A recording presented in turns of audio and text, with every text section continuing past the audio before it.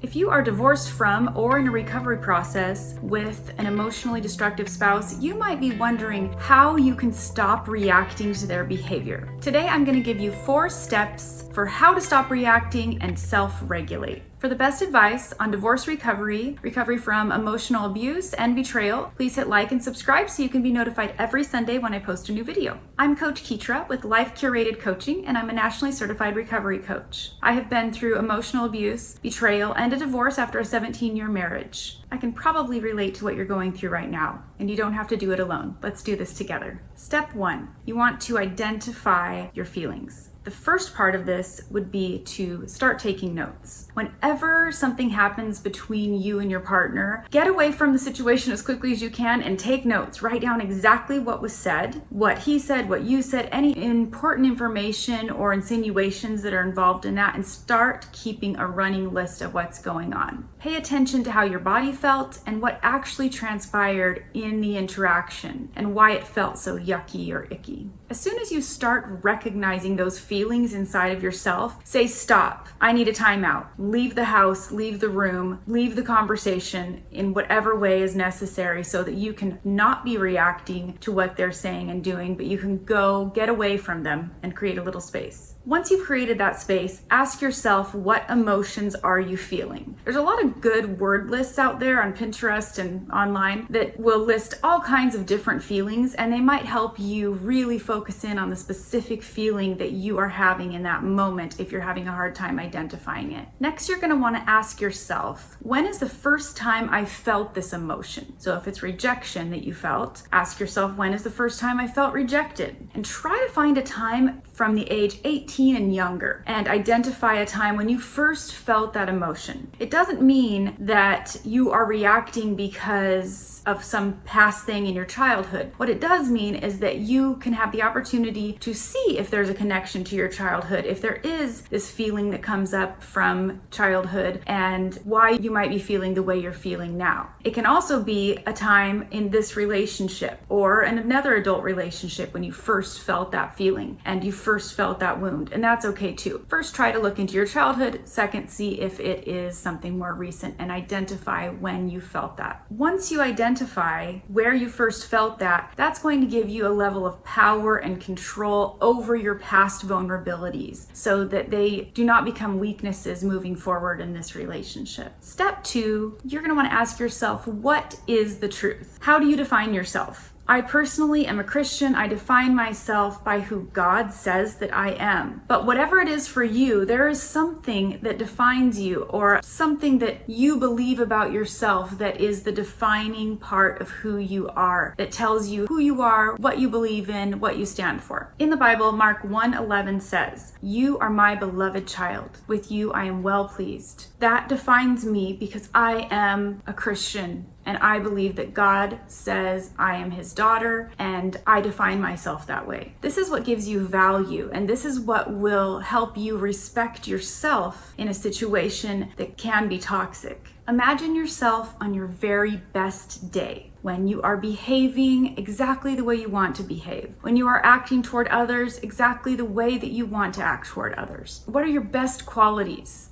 How are you treating other people? This is who you actually are. Ask yourself, how do the people who depend on you think of you? How would they describe you? So your kids, your boss, your coworkers, your family, your friends, people that depend on you on any level, how would they describe you as a person? They would probably describe you as kind and patient and generous, loving, dependable, whatever it is. These are the things that you are. This is what you display to the world. And who you are on your best day is who God created you to be, and that is your truth. You want to nail down that truth because you're going to need to remind yourself who you really are and what that truth is on a regular basis as you retrain yourself not to be reactive. Step 3, reparent yourself. You want to acknowledge that young version of you, that person who first felt wounded and hurt as a child. You want to be able to close your eyes and imagine yourself approaching her and giving her a hug, telling her, I'm here, I'm going to take care of you. You don't have to worry about anything. I'm big and strong. I've got this. Whatever part of you feels fearful, it kind of runs in the background of your life, in your subconscious. And so we want to be able to kind of reparent ourselves by going back to that younger version and telling that younger version of ourselves that we've got this and they are going to be okay. Part of reparenting yourself would be to make a plan. So the first thing you want to do is get honest with yourself and say, is there anything I really truly should have done or said differently? Look at yourself objectively and ask the question, is there anything I need to own? Is there an issue that needs to be addressed again with this person? Do you need to go back and reconnect and address whatever issue you took a time out from with this person? Is it necessary, or was what they were talking about just crazy making and a not necessary conversation? If you are in a toxic relationship, going back and re-engaging with that person on the issue may feed their need for drama, and you definitely don't want to play a part in that. So revisit the situation that you stepped away from with real honesty. Step 4, deciding whether or not to re-engage. Only if they are safe to engage with and have validity to their complaint do you need to re-engage on the subject. If it is necessary for you to re-engage on this topic, then you want to enter that with a sense of just focusing on the I statements. So you will want to say, first of all, when this happened, I felt whatever, rejected. Next, whenever I feel like this, I typically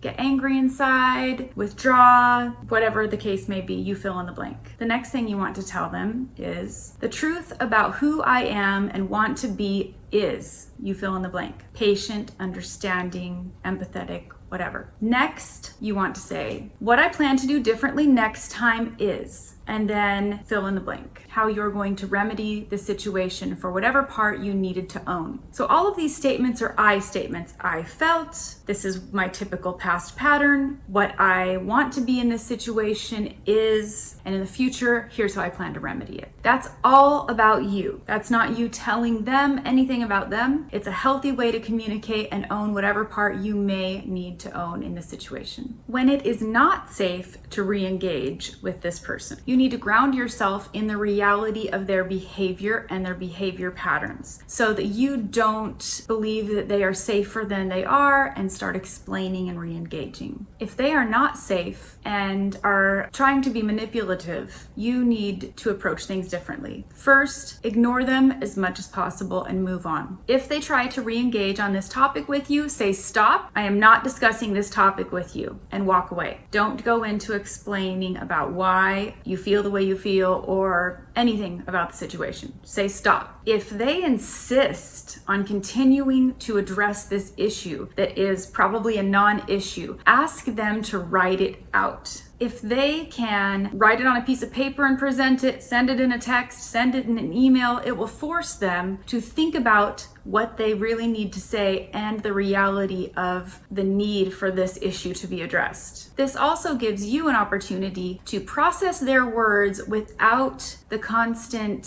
shift of focus during a conversation where they might go down a rabbit trail and twist it and imply something, and by the time you're done talking, it's a totally different subject. This will give you an opportunity to read through what they say, process it effectively, and see if there is twisting and manipulating going on, even in the written message. If they persist, you can write out or verbally tell them what your boundaries are. Boundaries are a big topic and they can be tricky to implement, so I'm just touching on it today, but I will go into it later on a future video. You can tell them something like, when you tell me what I think and feel instead of sticking to your own feelings, I don't appreciate it and I will leave the conversation immediately if you do that again. And then if they do it again or they manipulate a situation, you have already told them what your boundary is and you leave the conversation. For more helpful information, see my video about anger work and also see my link to my website in the description if you are interested in one-on-one coaching from anywhere in the world. Please be sure to hit like and subscribe and comment below so that I can know what topics you would like me to cover in the future and what you thought of this video.